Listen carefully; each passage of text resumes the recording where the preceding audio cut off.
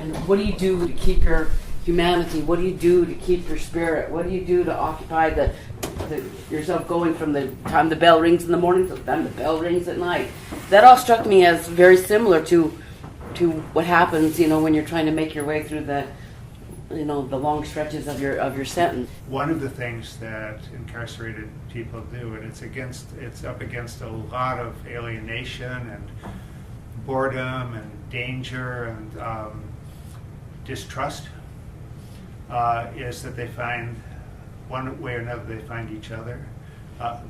Winnie wanting to be heard, wanting somebody to be listening, telling stories, making up stories, finding something. The day I was sentenced and they gave me 3 life sentences, I remember returning to my cell and I paced back and forth and I kept telling myself over and over, I'm not going to do it, I'm not going to do it, I'm not going to do it. And I was totally convinced that I wasn't going to do it. And throughout my incarceration, I would tell people, I'm not doing life, I'm going home. And they'd talk about me, they'd call me crazy, you wouldn't believe what I went through because people just didn't want to hear the words, I'm not going to do it. And I had a very good friend of mine, Serena, tell me, what's wrong with you is you just haven't accepted it. You have to accept that you're doing life. And I said, no, I don't. I'm not going to do it. So you go through periods of time where you're given life and you don't know if you're going to live or die there. You don't know what's going to happen, but you tell yourself, even though there's the reality of that piece of paper of commitment that says you're doing life, you have to convince yourself that you're not. I took pride in, I would spend hours just cutting my own hair. Just because it was it didn't even matter if I did or didn't cut my hair. Who cared about my appearance? I just found certain small things that I did just to make me feel whole again, almost human, because you are definitely dehumanized. From the time they broke the doors for child, it was you have to put yourself in a routine. There's certain things that you do before they do the first count. Then there's things you do after they do the second count. And after the third count, it's about time to go to bed. So, you have your day planned out in sections. And that's how you live your life. It's basically in sections. You get 4 hours to get this done, 4 hours to get this done, 4 hours to get that done, and the day's over with. PCAP keeps prisoners alive. One of the worst days of my life, Connie Haynes on the floor upstairs hung herself over my head. She was a woman that had served 34 years and never killed anybody from Flint. And after that, it seemed like every time you turned around, somebody was trying to commit suicide, where before that hadn't happened.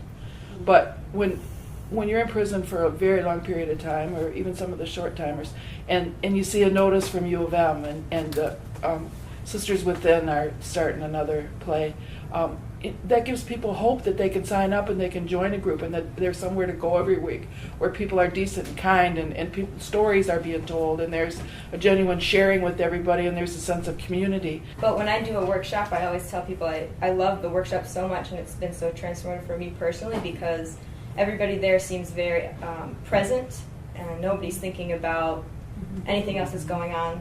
It's a time to escape. It's a time to have creative freedom and to be as free as you can be in that situation. And so that's a time when I'm not thinking about work, I'm not thinking about stress, and so that's, and all of a sudden an hour and a half has passed. So that's my experience with time as a volunteer, going inside and just having that workshop.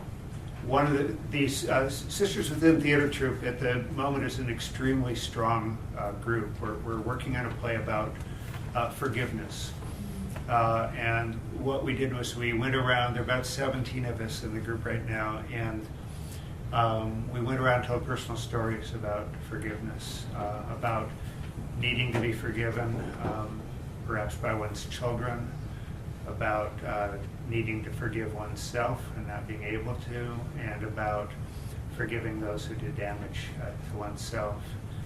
And it's been very emotional, very powerful, and what we've watched and participated in is as somebody tells an extremely hard story for them to tell, the other women going over to them, all of us going over and supporting and helping them sort of think, just feel good that they told the story, whatever we can give. Just like she had the comfort in the gun. And the gun is very symbolic to me in that, because to a woman in prison, the gun represents, if you hit the fence, they'll shoot you in the back. Or the gun is on the hip of the officer that's taking you to the hospital if you're having a heart attack, so your life depends on whether they can get you out of there in time. or the power of the cuffs and the keys in a place where sexual assault and sexual abuse and torture happens every day. And she kind of had that up there where she could see it and play with it, like, you know, I'll get by because I got that to hold me up if nothing else, if all else fails. And that's a weird twist of fate to me, because the gun was what gave me 3 life sentences to begin with. At one point in my life, I had that gun in my hands. And at one point in the play, she has that gun in her hands, but she convinces herself and props herself up with, it's going to be all right. It's going to be all right if I'm kind to somebody. It's going to be all right because I got poor Sap Willie. It's going to be all right because I have my pearls and my lipstick in my bag, and I can pull tricks out of my bag, so that it's illusional. It's the duality. You know, you are or you aren't. You're going to live or you're going to die. You're going to be buried forever or you're going to be home at Red Lobster. I mean, you just never know what's going to happen. I was pretty much an activist in prison, so every time I seen something that was wrong, I wrote it up.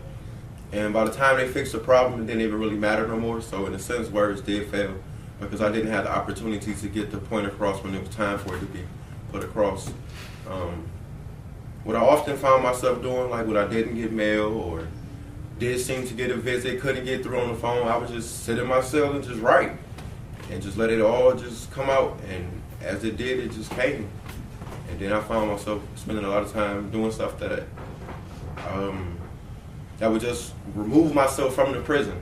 The Poets Corner, I was in 3 writing workshops in prison at the same time. So that was like my free time, and then I would go work out and just not think about nothing, so that I wouldn't find myself stuck in that one. Even though I was in the environment, I didn't want to remain a part of the environment mentally, so I would just find things to do to escape. What really hit me was what happens when words fail. What happens when you go to a public hearing and you spill your guts and you're genuinely remorseful and you tell everything that you can possibly tell, which is the truth about your life and about what happened and about the crime you committed, and they still say, no, you know, you're not worthy. All those years didn't pay enough. And that's sort of the situation Winnie was in. What do you do when words fail? What do you do when the stories you tell aren't good enough? What do you do when the comfort of this man who's around sometimes or maybe not isn't good enough? What do you do when everything that that's in your bag, every trick that you've tried, every trick that you've convinced your mind was real, every creature comfort that you've mustered, when all those things can no longer comfort you? I would tell myself, this isn't going to go on forever. I'm not going to be stuck like she was.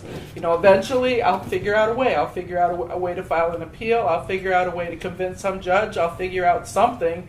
But it can't possibly go on forever. And that's sort of the mind game that she played with herself.